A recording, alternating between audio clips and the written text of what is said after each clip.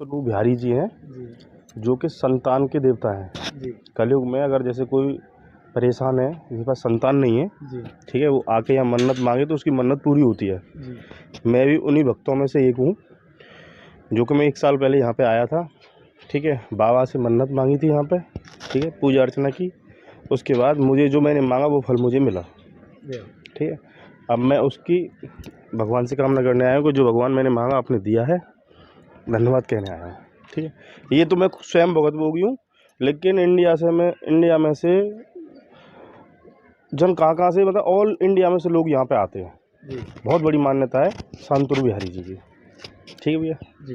साथियों, आज हम आपको यहाँ पर श्री शांतनु बिहारी जी महाराज के अद्भुत दिव्य दर्शन करा रहे हैं। और ये देखिए, आप यहाँ दर्शन कर रहे हो, ये हैं शांतनु बिहारी जी महाराज। और गरुड़ पर विराजमान श्री विष्णु भगवान यहीं पर तपस्या की थी श्री शांतनु जी बिहारी जी महाराज ने। और यहाँ पर साक्षात श्री भगवान परम ब्रह्म विष्णु जी यहाँ पर आए और उनकी जो शांतनु जी बिहारी जी महाराज हैं, उनकी संपूर्ण उनकी जो मनोकामना थी उन्हें पूर्ण किया।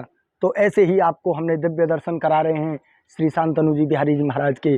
और यहीं पर बना हुआ है यह शांतनु बिहारी जी महाराज का यह अद्भुत और दिव्य कुंड। ये देखिए साथियों आप, और यहीं पर हम आपको दर्शन करा रहे हैं यहाँ की जो गौशाला है उसके भी। ये देखिए साथियों,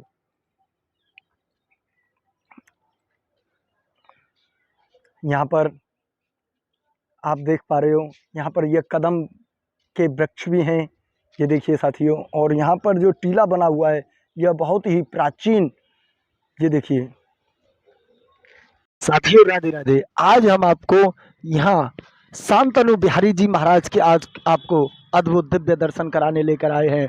और यह शांतनु बिहारी जी महाराज का जो यह मंदिर है, यहाँ पर जो कुंड बना हुआ है, यह गोवर्धन रोड पर बना हुआ है।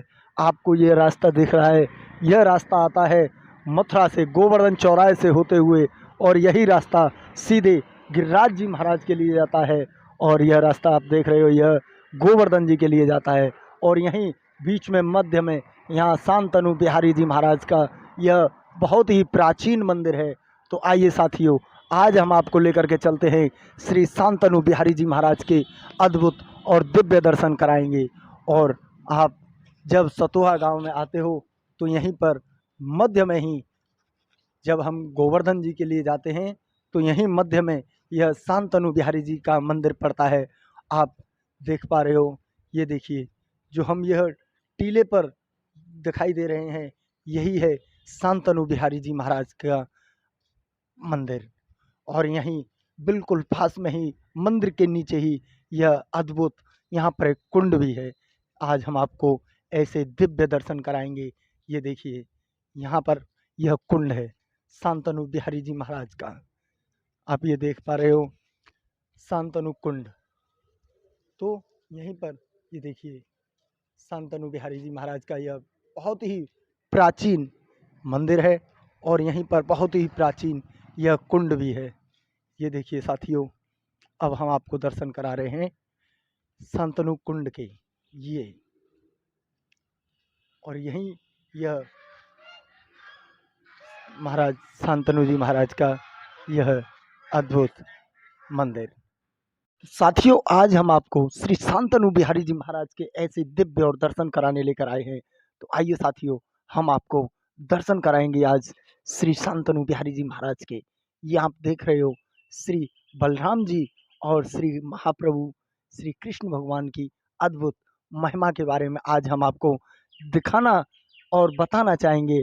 और यहाँ का जो कुंड है उसकी भी महिमा आपको आज हम अवश्य बताएंगे। ये देखिए यहाँ पर ही बहुत ही प्यारा कुंड, और यहीं पर श्री हनुमान जी का भी मंदिर है, श्री शांतनु बिहारी जी का भी मंदिर है।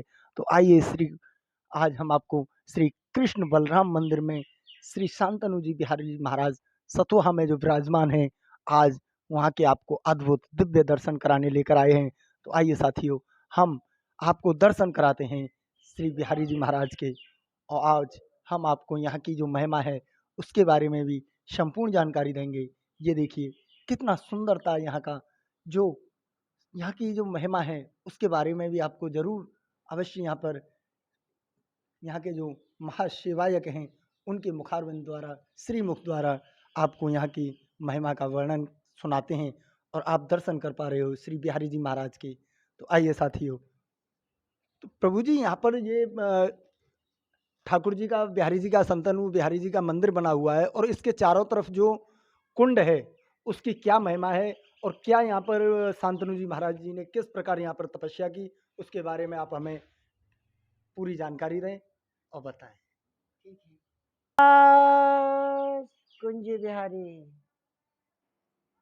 श्री श्यामा प्यारी कुंज बिहारी श्यामा प्यारी कुंज बिहारी जय जय श्री हरिदास दुलारी श्यामा प्यारी कुंज बिहारी जय जय श्री हरिदास दुलारी श्यामा प्यारी बाके बिहारी श्यामा प्यारी बाके बिहारी जय जय श्री हरिदास दुलारी श्यामा प्यारी बाके बिहारी जय जय श्री हरिदास दुलारी श्यामा भोरी नित्य किशोरी श्यामा भरी नित्य किशोरी श्री हरिदास की सुंदर जोड़ी श्यामा प्यारी कुंज बिहारी जय जय श्री हरिदास दुलारी। बोलिए गुरुदेव जी महाराज की जय। जय जय स्वामी कुंज महरजू जय जय नवल किशोर जय जय स्वामी कुंज महरजू जय जय श्री हरिदास जय जय श्री हरिदास जय जय श्री हरिदास नवन कवन वो कीरति तुम करहु विपन में वास। साक्षात दंडवत नमन। ये जो जगह है, ये वो जगह है, ये वो पावन जगह है। यहाँ के भगवान श्री कृष्ण और बलराम जी ने गौचारण लीला किया। और एक महत्वपूर्ण बात तो यह है कि यहाँ जो आपने देखे होंगे महाभारत के जो शांतनु ऋषि थे, शांतनु महाराज थे, उनके कोई संतान नहीं थी। जब उनके कोई संतान नहीं थी तो वो संतान के लालच से कि चलें, ऐसा कहते हैं कि ब्रज में जो मांगे सो पाए, तो वो वहां से भ्रमण करते हुए सीधे यहाँ शांतुवन चले आए।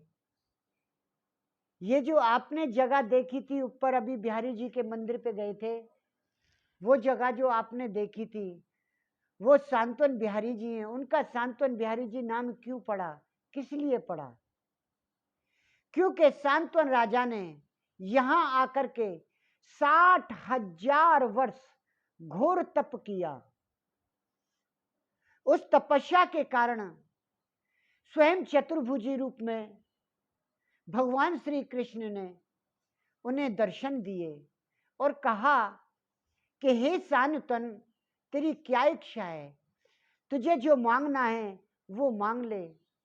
तो शान्तनु राजा ने कहा कि हे प्रभु, आपके दर्शन पाके मैं धन्य हो गया, और मैं आपसे क्या मांगू, आपने मुझे सब कुछ दे रखा तो है, आपने नहीं दिया है तो मुझे एक संतान नहीं दी। यदि मेरे एक संतान होती तो मेरा भी नाम चल जाता, मेरे राज्य का कोई उत्तराधिकारी होता।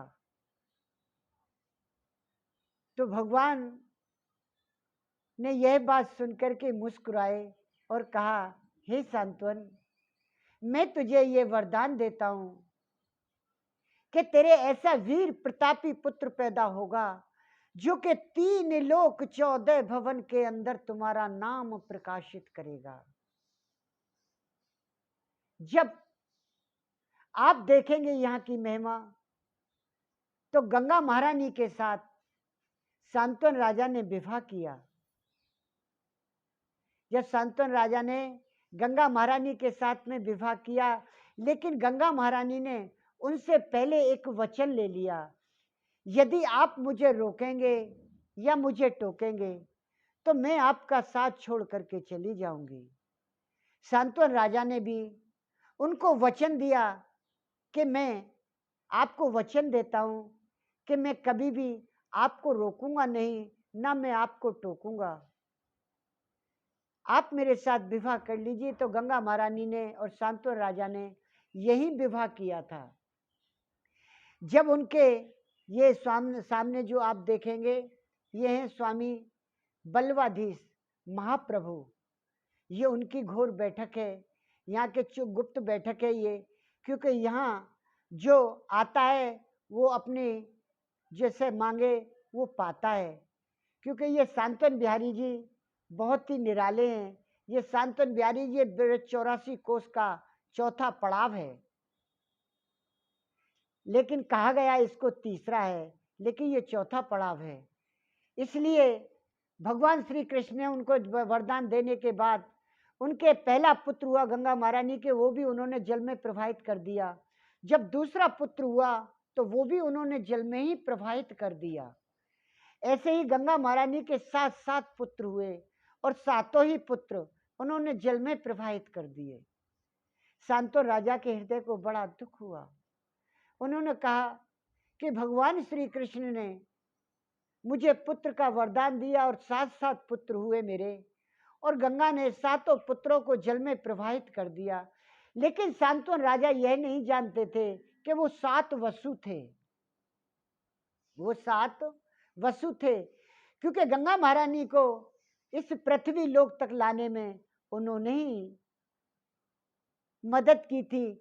जब जाकर के गंगा महारानी यहाँ तक इस पृथ्वी लोक तक आई, लेकिन गंगा महारानी ने भी उनको वचन दिया था, जब मैं पृथ्वी लोक पर पहुंच जाऊंगी तो मैं आप 7 का भी उद्धार करूंगी, अपने उदर से आपको जन्म दूंगी और आपको जल में प्रवाहित करके मैं आपका उद्धार करूंगी।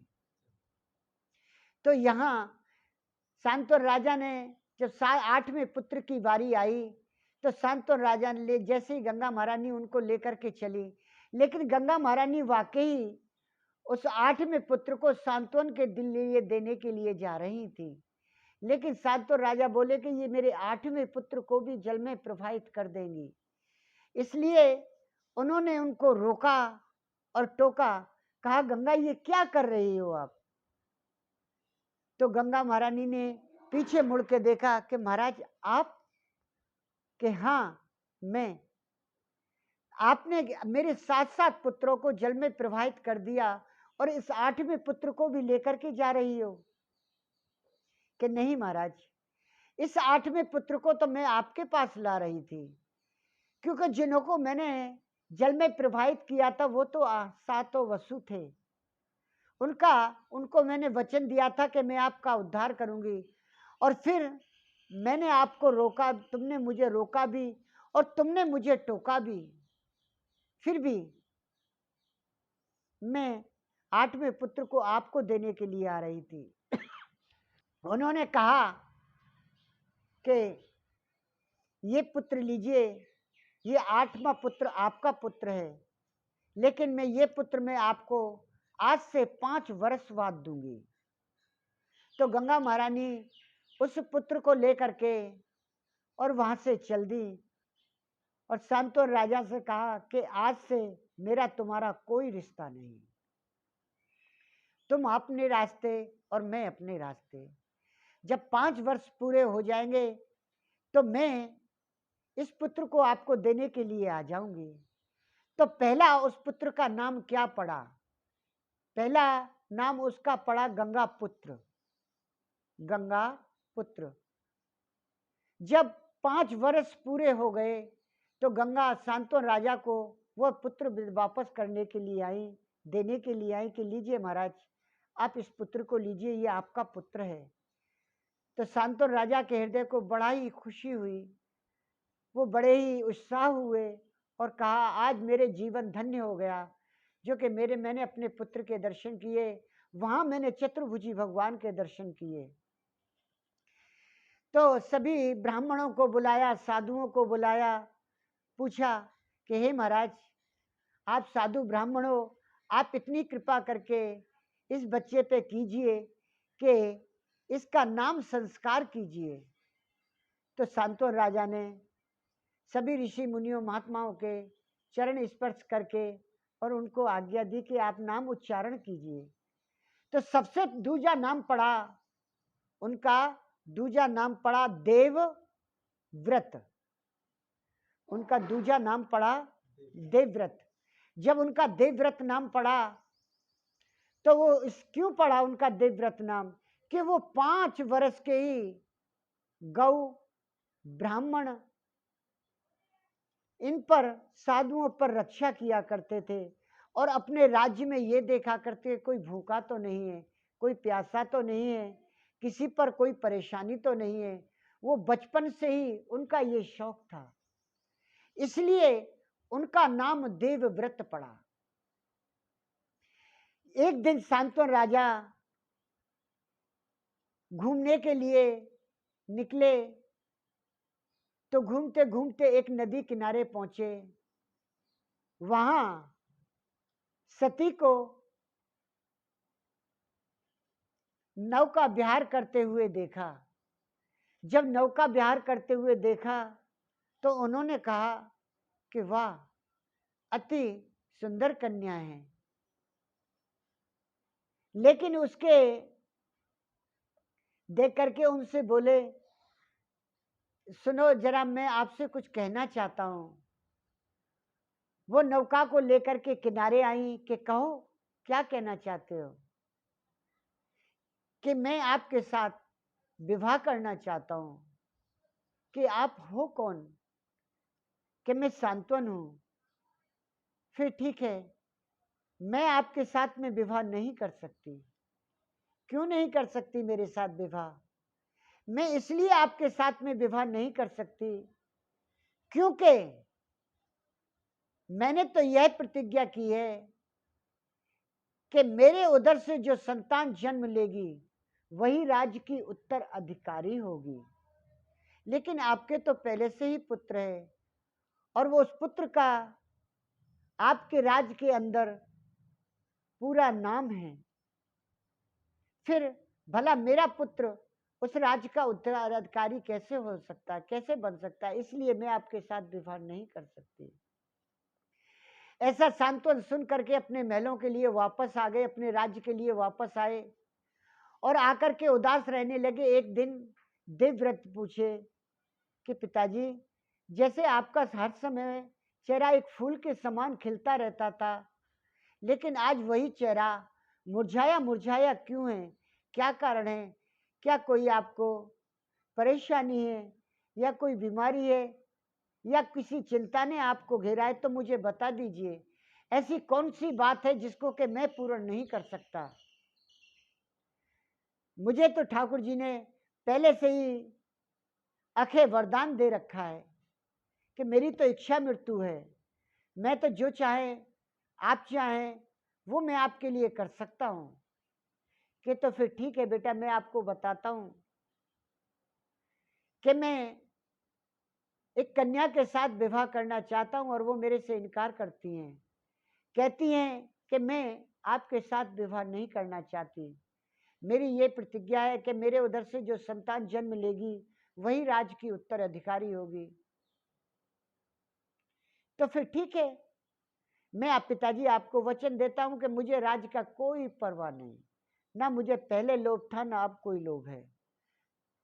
जब जाके सांत्वन राजा लेकर के देवव्रत को और गंगा किनारे पहुंचे, उस नदी के किनारे पहुंचे, लेकिन गंगा महारानी उनको एक कंगन दे करके गई थी और गंगा महारानी ने उन्होंने कहा था कि बेटा, कि जब ये जो कंगन तुम्हारे हाथ में है, ये दूसरा कंगन यदि किसी और के हाथ में पाया जाए तो समझना कि ये मैं हूं, तुम्हारी मां गंगा मैं हूं। जब देवव्रत ने उनके हाथ की तरफ निहारा तो उनके हाथ में कंगन वही नजर आया जो उनके हाथ में था।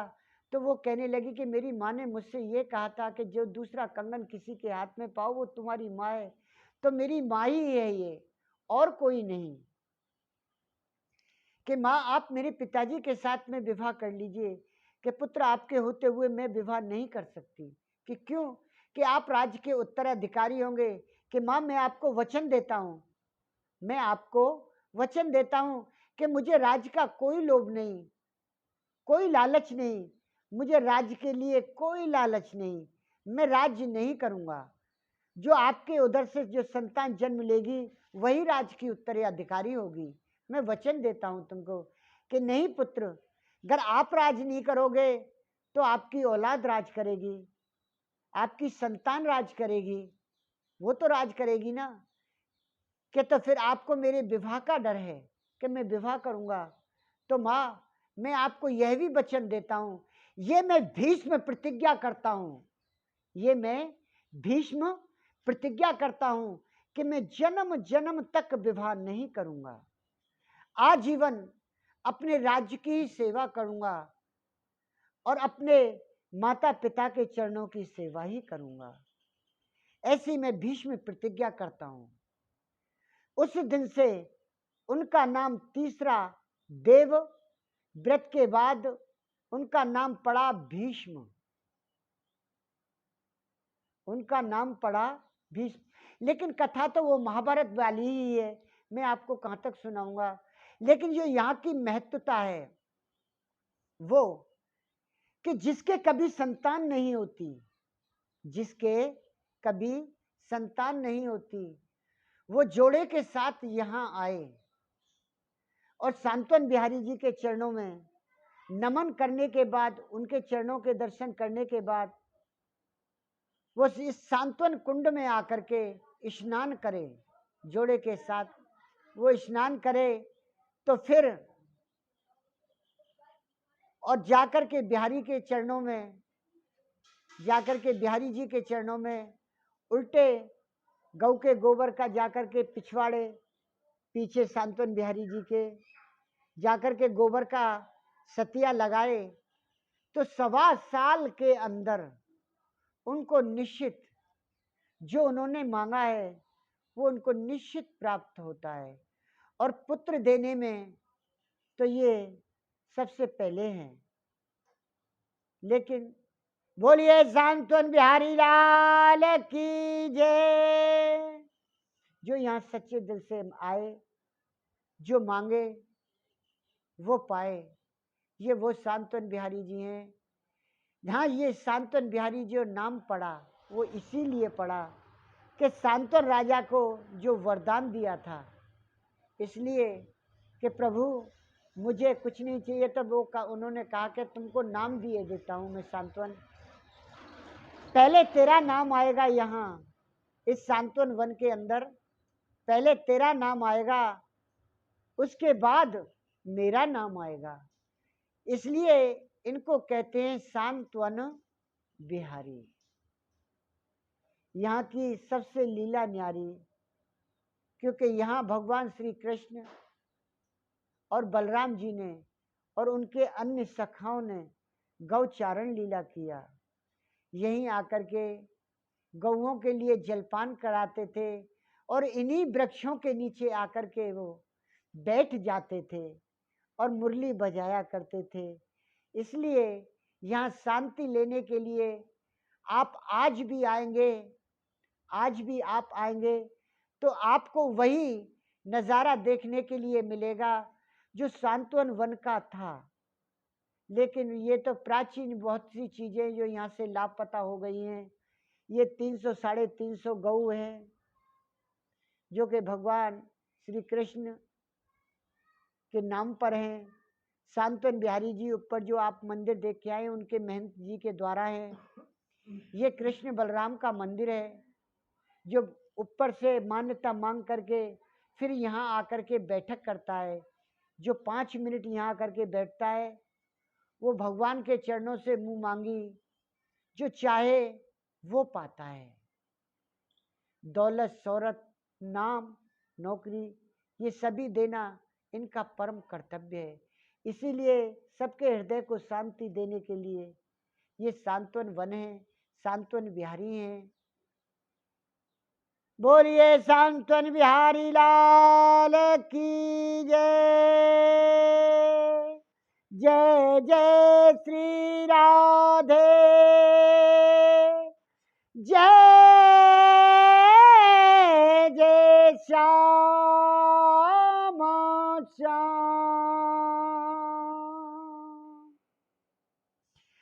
जय जय स्वामी कुंज महरजू, जय जय श्री हरिदास, श्री हरिदास, श्री हरिदास, श्री हरिदास। मैं राजेश्वर दास पागल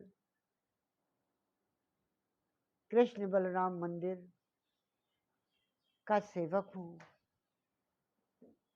यही इसी सेवा के लिए ना जाने मैंने कितने दिन भजन किया, तप किया।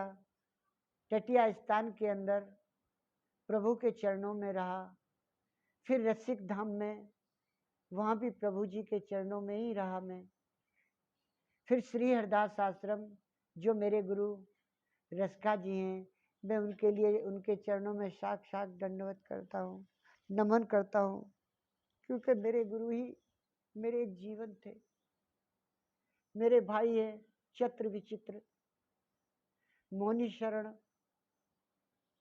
और भी अन्य हैं, महापागल, पागल, बहुत से ऐसे संजय पागल, ना जाने कितने ऐसे गुरुजी के अनन्य शिष्य हैं। पूरे भारतवर्ष के अंदर ऐसी कौन सी जगह है, ऐसी कौन सी जगह नहीं है यहाँ के मेरे स्वामी श्री हरदास जी के भक्त ना मिले। आपको हर जगह आपको देखने के लिए मिलेंगे। ये सभी रसिकाएं जो होते हैं ये पागल होते हैं, स्वामी श्री हरदास जी के चरणों के दीवाने होते हैं, श्यामा प्यारी कुंज बिहारी जी के चरणों के दीवाने होते हैं, क्योंकि हमारा तो परम कर्तव्य ही श्यामा जी प्यारी प्यारी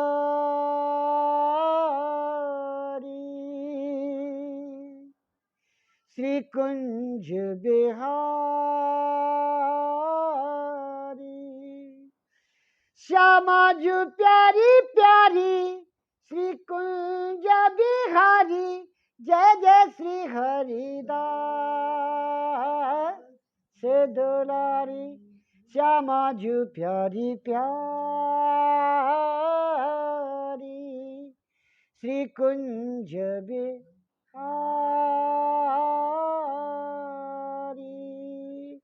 श्री हरिदास। जय बेठोल बेपोल बेहारी नंदा, श्री हरिदास। श्री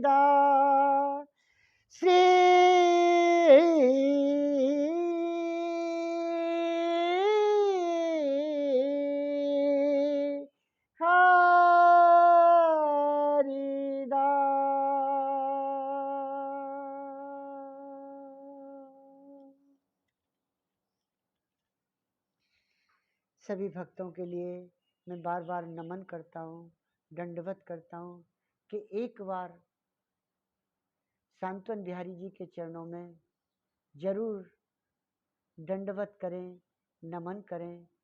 स्वामी श्री हरदास जी के चरणों में दंडवत करें, नमन करें और उनके श्री चरणों में ही का ध्यान रखें, क्योंकि एक सांत्वन नहीं, मेरे स्वामी जी भी बहुत अनन्य हैं, जो आज बिहारी जी की देन है, श्री श्यामा जी की देन है। तो मेरे अनन्य मेरे स्वामी जी महाराज श्री हरदास जी महाराज हैं, जिन्होंने के स्वयं बिहारी जी महाराज को प्रकट किया और उनको नमन किया। श्री जी के चरणों में जो आप महारास देखते हैं, जो महारास का आपने श्री निधि वन के अंदर देखा है, नाम सुना है कि निधि वन के अंदर आज भी महारास होता है। तो यह सत्य है कि आज भी निधि वन के अंदर महारास होता है। और वो महारास की देन कौन है? मेरे स्वामी श्री हरदास जी महाराज, मेरे प्रभु श्री हरदास जी महाराज, इनकी देन है, जो कि ये स्वयं बीड़ा बजाते हैं और गायन करते हैं और वहाँ महारास शुरू हो जाता है। महारास को देखा है तो सिर्फ मेरे महाप्रभु स्वामी श्री हरदास जी महाराज ने ही देखा है, बाकी अन्य किसी ने नहीं देखा। यदि किसी ने देखने की चेष्टा भी की तो वो शायद मैं अपने मुखारविंद से नहीं कहता कि वो किसी काबिल ही नहीं रहा, वो सिर्फ बिहारी जी का ही दीवाना हो गया, ना किसी को बताने काबिल, ना किसी को कुछ कहने के लायक। वो सिर्फ और सिर्फ बिहारी जी के चरणों में ही नमन करता है, दंडवत करता है, फिर वो बिहारी जी के चरणों को छोड़ करके कहीं नहीं जाता है। श्री हरदास कुंज बिहारी, हरदास पागल, सांत्वन वन, कृष्ण बलराम मंदिर के का सेवक, एक छोटा सा सेवक, उनका दास, उनके चरणों का दास। बोलिए श्री हरदास कुंज बिहारी। तो साथियों, अब हम आपको लेकर के चल रहे हैं श्री शांतनु बिहारी जी के ऐसे अद्भुत दर्शन कराने के लिए। तो आइए साथियों, आप भी हमारे साथ इन सीढ़ियों के माध्यम से चलते हैं श्री शांतनु बिहारी जी महाराज के उस टीले पर, जहां भगवान श्री कृष्ण ने श्री शांतनु बिहारी जी को आकर के दर्शन दिए और उन्हें वरदान दिया। ऐसे ही चमत्कारी दिव्य दर्शन करने के लिए हम आप चलते हैं। आइए साथियों, जय जय श्री राधे। और यह मंदिर सतोहा गांव में बना हुआ है साथियों। आप ये देखिए, यह मंदिर इतना प्राचीन मंदिर है, ये देखिए। आइए साथियों, आज हम श्री शांतनु बिहारी जी महाराज के आपको दिव्य और अद्भुत दर्शन कराने लेकर आए हैं। तो और यहाँ पर जो श्री शांतनु बिहारी जी महाराज की जो महिमा है, आज उसके वर्णन के बारे में भी हम आपको दिखाएंगे और बताएंगे। और यहाँ के जो मुख्य सेवायत जी महाराज हैं श्री नरसिंह देव महाराज, आज हम उनसे यहाँ की जो महिमा है उसके बारे में आप सभी भक्तों तक बताना चाहेंगे कि यहाँ पर श्री बिहारी जी महाराज की क्या महिमा है। बोलो शांतनु बिहारी लाल की। जो कुंड है, चारों तरफ कुंड है, झाड़ी के ऊपर, जिसके ऊपर झाड़ी लगी हुई है, जिस कुंड का नाम शांतन कुंड है। फिर उसके बाद में पुल पर पार करके और जब मंदिर में आएंगे तो ठाकुर जी विराजमान है। जिस स्थल पर ठाकुर जी विराजमान है उसी स्थल पर राजा शांतनु ने यहाँ 10,000 वर्ष तप किया। तप करते करते काफ़ी जब समय हुआ तो ठाकुर जी यहाँ प्रकट हुए और प्रकट होकर उन्हें वरदान दिया कि हे राजा शांतनु, मैं तेरे तप से प्रसन्न होकर मैं वरदान देता हूँ कि इस जगह पर निपुत्री जिसकी संतान नहीं है वो आए, कुंड में स्नान करे और ठाकुर जी की पूजा करे, मेरे स्थल पर आकर पूजा करे और 1 साल में उसके गोद भर जाए। ये वरदान देता हूँ। तो यहाँ की विशेषता है कि आज भी वो राजा शांतनु को जो वरदान दिया है वो आज भी इस जगह पर जागृत है। जिसकी संतान नहीं है वो आके गोबर को सस्तिक बनाकर ठाकुर जी के सन्मुख पूजा करें और पूजा करके गोद 1 साल में पुत्र की प्राप्ति हो। बोलो शांतनु बिहारी लाल की जय। और साथियों, अब आप दर्शन कर पा रहे हो श्री शांतनु बिहारी जी महाराज के।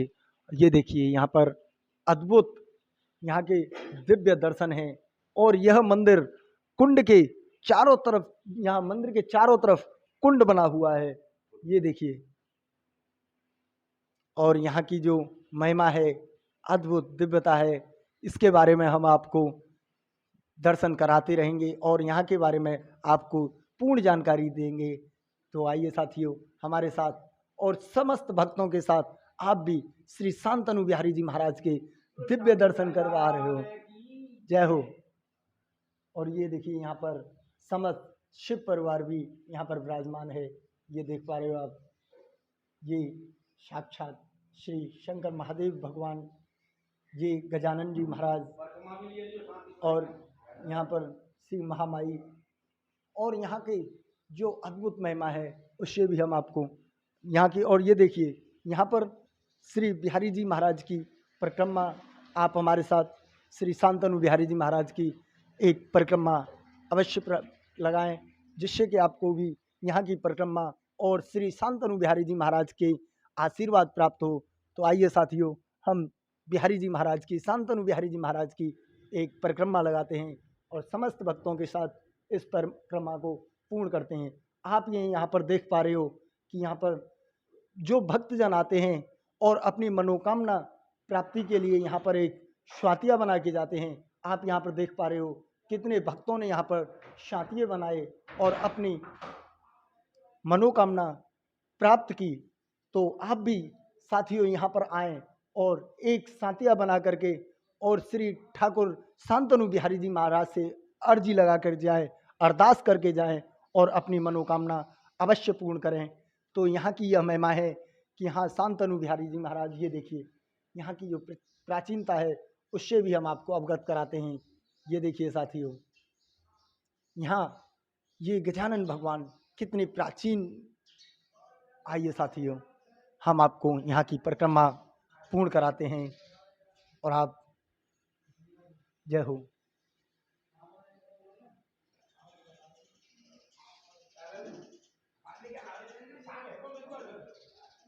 आइए साथियों, अब हमने यहाँ की परिक्रमा पूर्ण कर रहे हैं। तो आइए साथियों, अब हम आपको दर्शन कराएंगे श्री शांतनु बिहारी जी महाराज की। जय हो शांतनु बिहारी जी महाराज की जय। और यहाँ पर जो सुबह शाम आरती होती है उसके लिए ये देखिए नक्काड़ा बम बोलते हैं जिसे हमारे देहाती भाषा में, तो ये आप देख रहे हो। और यहीं पर सभी समस्त भक्तों की मनोकामनाएं पूर्ण करने वाले श्री शांतनु बिहारी जी महाराज के हमने आपको अद्भुत दिव्य दर्शन कराए साथियों। आइए साथियों, अब हम आपको यहाँ विराजमान श्री हनुमान जी के दर्शन कराने लेकर आए हैं। यहीं पर श्री शांतनु बिहारी जी महाराज के मंदिर के प्रांगण में बना हुआ श्री हनुमान जी का मंदिर। तो आइए साथियों, हम आपको दर्शन कराते हैं श्री हनुमान जी महाराज के। ये देखिए,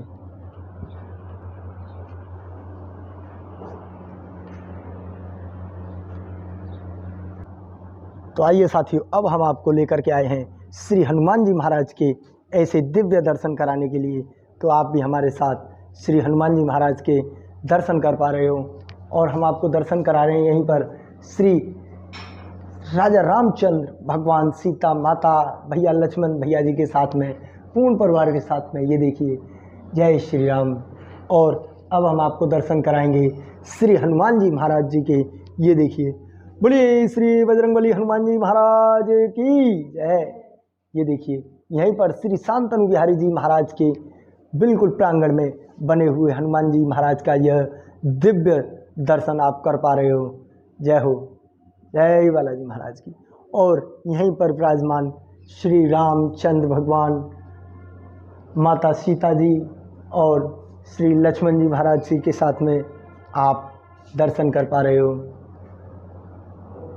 तो साथियों, आज हम आपको दर्शन कराएंगे श्री अद्भुत दिव्य दर्शन शांतनु बिहारी जी महाराज के कुंड के। तो ये देखिए साथियों, यहाँ बहुत ही प्यारा सा यह कुंड आपको नजर आ रहा है।